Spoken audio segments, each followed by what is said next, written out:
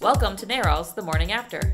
Each Thursday, our podcast brings you the latest on reproductive health care, progressive politics, and the fight to keep abortion safe and legal. NARAL's The Morning After is a production of NARAL Pro-Choice Ohio. Find us on Facebook, Twitter, and Instagram at ProChoiceOH. Enjoy the show. Hi, I'm Randi. I'm Jaime. Okay, so when we left off, you guys weren't here. Kellie was here. Yes. When I left off last time, we were watching Twitter to see if and when the Obamacare repeal vote would happen. Mm-hmm. Mm-hmm. And then it didn't. It didn't happen. Yes.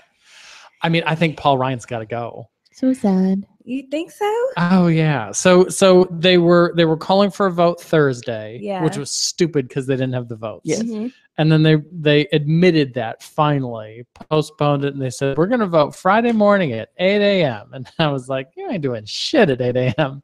I mean, what was supposed to change from 8 o'clock Thursday night to 8 a.m. Friday morning? Steve Bannon went in and told them that they had to do it. They had no choice but to vote no. Right. You have to. Like your dad tried to tell you when you were 15. Yeah. Or something. Yeah, it was Steve Bannon who was pushing for this. Yeah. I mean, You have to vote. people are blaming Trump. I don't think that Trump wasn't steering this. He was No. yielding to Bannon. Like all things, he's yielding to Yeah. Bannon. He doesn't give a shit about anything. Right. He's No. making himself richer. and then I totally agree with that. Like, he is not running here. and so then Paul Ryan basically yielded to Bannon too. Yeah. And that is the point. You know, we've got a problem here with the separation of the two branches of government. You know, the members of Congress, okay, they should be working with the president. They should not be taking orders from the president. They're Yes. two branches of Mhm. government. And when you've got the Speaker of the House, who's, you know, in line for the presidency, he's the head of the legislative branch, taking orders from a White House staffer Mm-hmm. and scheduling votes that they don't have the votes for 3 times, and they finally got it up Friday at 3:30 and then canceled it at 3:30. You got to kick. I mean, if I'm a Republican, you know, if I'm Dave Joyce or Steve Stivers or one of the Republican congressmen from Ohio, I got to say, hey, Paul Ryan, you got to get the hell out of that speaker's office because that was shameful. Mm-hmm. Mhm. You know, Well, I think- loved it. Well, I think somebody else who really loved it was probably John Boehner. Like, Oh, yeah. look, it's not my fault that I couldn't keep everybody in Yeah. line. These people are unreasonable. Yes. and now it is very, very clear. You couldn't even get your own side to Right. come together and agree on it. And you've had 7 fucking years Yeah. to come up with something. And this whole time we know now that you weren't planning on coming up with shit. You just wanted to say no. Mhm. Right. You just wanted to say no to everything the other side was doing while you and did nothing, come up with no plans. See now that y'all don't have nothing for us. Yeah. I realized that on Friday that Lin-Manuel Miranda conceived of, wrote, and produced Hamilton in less time than Republicans have had to come up with an Obamacare. I'm pretty Yes. sure World War II was started and finished in the amount of time, 39 to 45. Yeah. I mean, It's pretty close. they've had Yeah. plenty of Yes. time Yeah. to come up with a real solution, but Yes. they don't have a real solution. Yeah. It's Mhm. obviously that y'all were not actually even talking to each other about it before this. I mean, seriously, what the fuck were you doing? Right. Nothing. Yeah. I mean, Pretty even great. the enticement of defunding Planned Parenthood in the bill wasn't Yes. enough to get those people. You know, they Yeah. were going to take all of Medicaid funding away from Planned Parenthood in that bill, and that wasn't enough to get the crazy Freedom Caucus to join in. Right. Crazier, then you lost more and more moderates on the other end. I mean, Yeah. Yeah. So Yeah. people are paying attention to what's going on in Washington. So that was over in the House. Over in the Senate, they were supposed to have a vote on Neil Gorsuch, Mhm. nominee for U.S. Supreme Court. That has been postponed. mhm. They're now saying a committee vote April 3rd. We're not quite sure right now if the full Senate would vote like the next day or the next week or just, you know, whatever they want. That's a little bit up in the air. But there's a lot of people who are saying they're looking at everything that's going on, and especially with Russian interference in the Trump administration saying, hey, hold on. Mm-hmm. And Charles Schumer said it best last week, while we're investigating Russian ties into the Trump White House, let's not just shove through a lifetime appointment. Mm-hmm. Yes. Yeah, Yes. my fear is though that with the loss on repeal, we're going to push even harder to do this, because you're hearing that, yes, out of Democrats. You're not necessarily hearing it out of even some of the more moderate Republicans. Lindsey Graham and John McCain are out there talking about how the House Intelligence Committee chairman should step aside because he can no longer be an impartial person to lead this investigation. But neither one of them are saying, let's slow this Gorsuch thing down. I think it's going to, I think with all the other failures and all the Russian stuff, they're going to want to shove this through even faster and blow things up with a nuclear option if they have to. But my guess is that this is what they're going to hold their hat on. Definitely going to try, but it's going to become very, very obvious to people that that this is a political move to shove through. Make the assumption that a middle American factory worker is giving a shit about the Supreme Court right now. Like, I'm sorry, we all think that this is a really, really important thing. But middle America, they're giving more of a care. Shit what Congress is doing now than they were this time last year. Yeah, so 20% may be paying attention. Well, so we need to increase the number of eyeballs on this. Mm-hmm. So we've got an event coming up on this Saturday. If you're in the greater Cleveland area or traveling to Public Square, 10 a.m. Start rolling in at 9:30. The show will start at 10. NARAL, not just us here in Ohio, but our national organization is working with many labor unions, rights groups, all sorts of organizations, coming up with the People's Filibuster, put on by this coalition called the People's Defense. It's going to be taking place in Cleveland, but also Miami, New York, Seattle, Denver. Oh, cool. Milwaukee, everywhere. A ton of cities.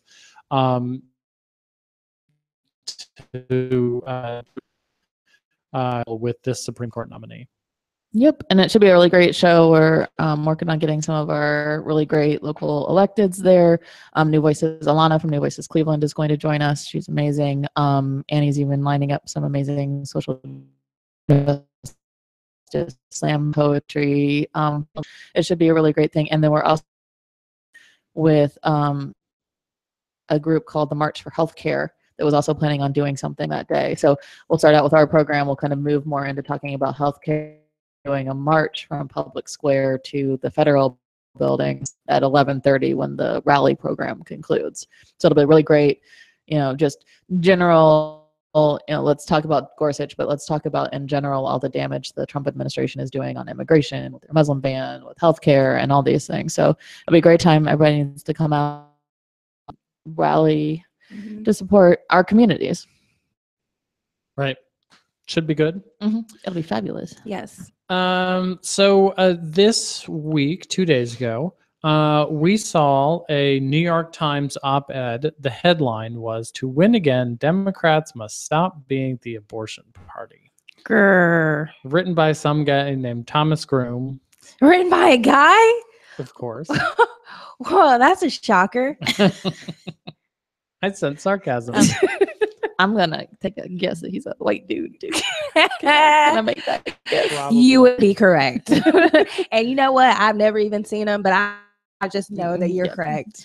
Well, and although he did say he was Irish, so yeah, that's true. He does say that. There's nothing wrong with being Irish. There is nothing wrong with being Irish. Unless you spew that kind of crap in the New York Times. True.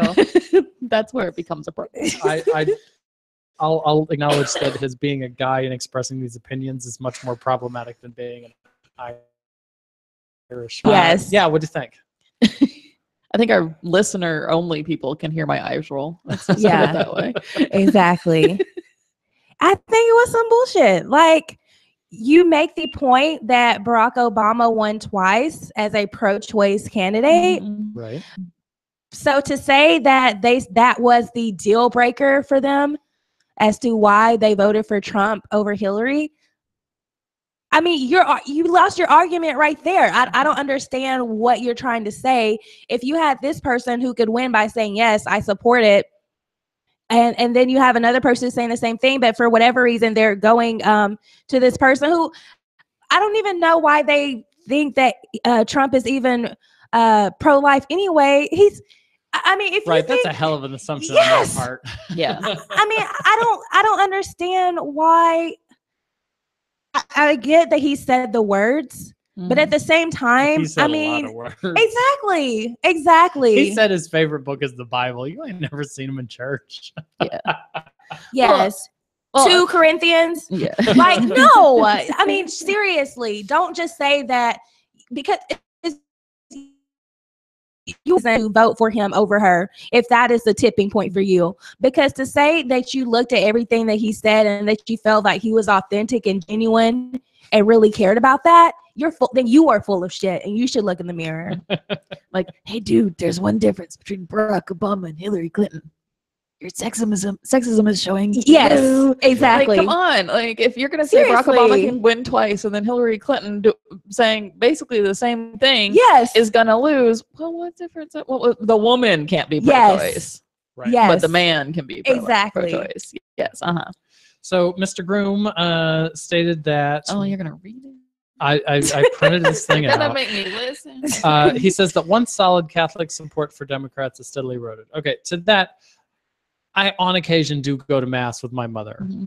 I'm telling you, Catholic support for the Catholic Church has eroded. Mm-hmm. I mean, there's support for the church in general, for organized religion in general. Right. And the Catholic Church specifically. Mm-hmm. And I say that as someone who, you know, when I go there, there's half as many people as used to attend Mass when I was a kid. Mm-hmm. And I don't know who the priest is at Mom's church, because the guy that was the priest when I was a kid and went there, he was forced out because when he was a Catholic principal in a previous assignment, he slept with 2 girls. Mm-hmm. So I don't have any connection with this church anymore.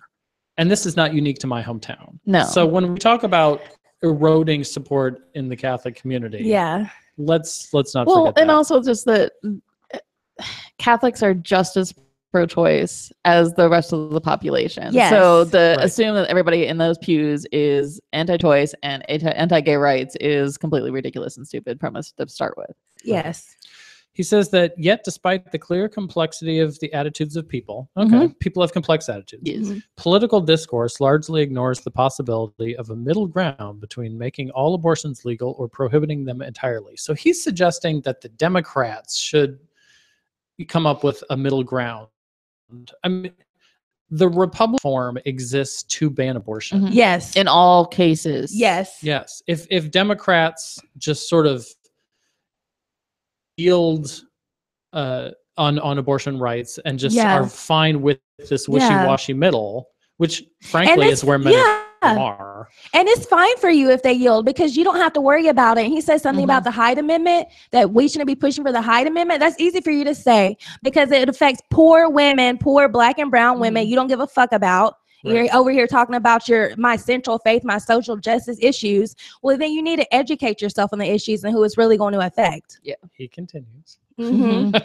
He does, unfortunately. Yes, you're right. He says Democrats should not threaten to repeal the Hyde Amendment, and so this is his one of his paragraphs here of suggestions, which the whole paragraph is just wrong. Yes, he says should not threaten to repeal the Hyde Amendment, which they're not doing enough of. Yes. He's wrong there.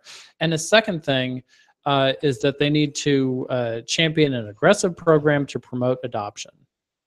And adoption is a fine thing. Yes. That is available like we're to not. women. Right. Well, and adoption brings up a whole host of other things. When we actively promote and push adoption, we're ignoring birth mothers, and we're forcing women to give children up for adoption when they don't necessarily want to. I mean, we had an active adoption pushing program before Roe versus Wade. It was called maternity homes, where women were forced to go. Their children were forcibly taken from them and adopted to good Christian families to raise. Good Christian families in quotes. And so, aggressively pushing adoption isn't the answer because there are 2 choices. There's a choice to be pregnant or not pregnant, and there's a choice to or not parent that child. So you make this decision to stay pregnant or not first. Yeah. So it's not the decision between an adoption or an abortion. Adoption and parenting a child when you've already decided to stay pregnant. So those false equivalencies just drive me crazy, and I just want to smack him even harder. Liz Winstead was the one who put it the best, because when we were at the RNC, someone was shouting at her about adoption, and she's like, I don't get the 9 months back. Yeah. And to me, I was like, oh shit, that's the best argument I've ever heard. You know, if a woman is steered towards that adoption option, she's sacrificing 9 months of her life. Exactly. And some women, so also the point to that, maybe I don't want to walk around with a pregnant belly knowing that I'm not going to keep this and have people asking me about, you know, what's going to happen. I mean, women who can do that, it's a very strong, like, decision. I mean, it's a very difficult decision. They're very strong for doing that. But maybe I don't want to do that. Maybe I don't want to deal with that. And that's my right to not have to deal with that. And hey, there's record numbers of kids in foster care become a foster parent and take care of the kids who actually need help right now, because right now they're just sitting in warehouses because there aren't enough foster families for them. And especially if it's a special needs child, I mean, it's, you're just making the assumption that there's a family out there for every one of those kids. So after his paragraph of wrong, he does suggest Democratic politicians should also continue to frame their efforts to improve health and social services as a way to decrease abortions. So he's got like in this whole op-ed where he's finally, and this isn't the first time I've read this shit from people. There was some former state legislator who wrote an op-ed that was almost identical. I remember that. I think in the Cleveland Plain Dealer.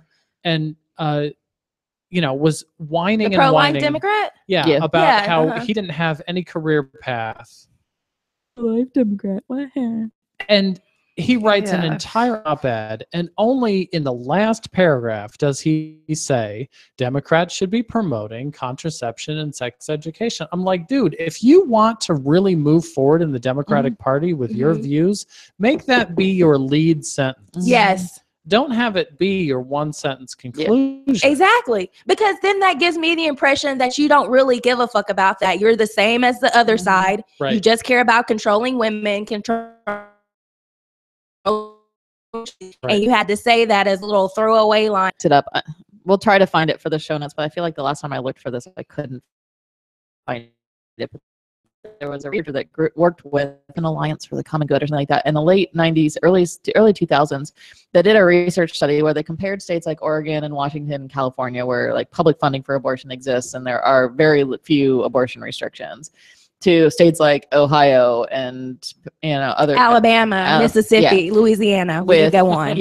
With no public funding for abortion and very extreme laws restricting access. And found that there was absolutely no difference in abortion rates when you looked purely at abortion restrictions versus, you know, abortion allowing even public funding. Like a woman who can have Medicaid pay for an abortion doesn't make her more likely to choose an abortion in one of those other states. You know what did?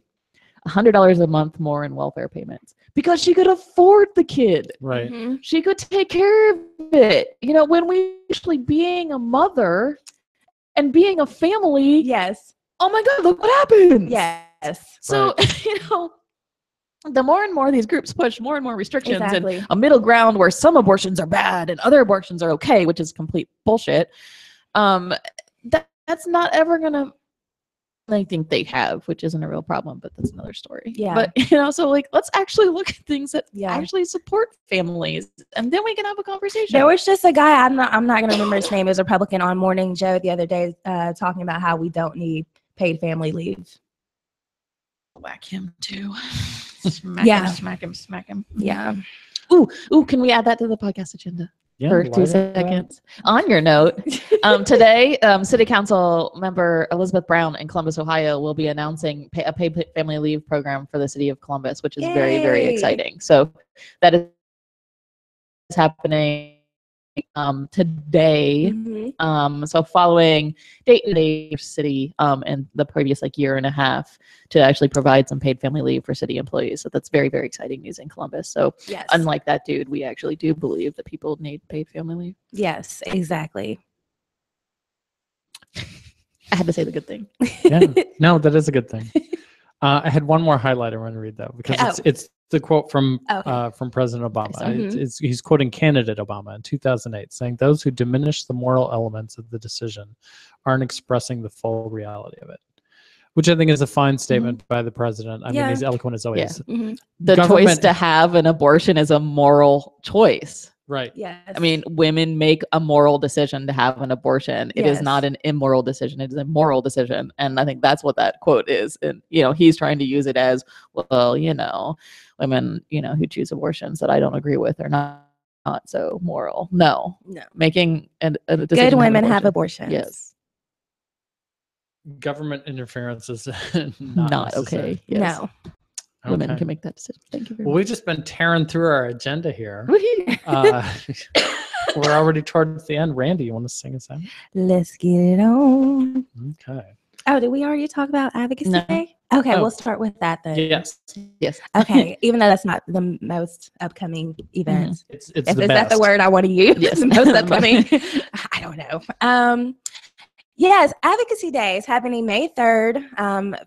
Freedom of choice. So all of our partners will be there. It's going to be a really good day. I don't know if we have any agenda highlights. Yeah, we're still working on that, but it'll be full of amazing speakers and great information and hanging out with other really fabulous pro-choice folks from around the state and talking to your legislator. Our intern has been working the phones, getting those appointments with all the legislators. We have some really interesting ones. God bless the interns. God thank you.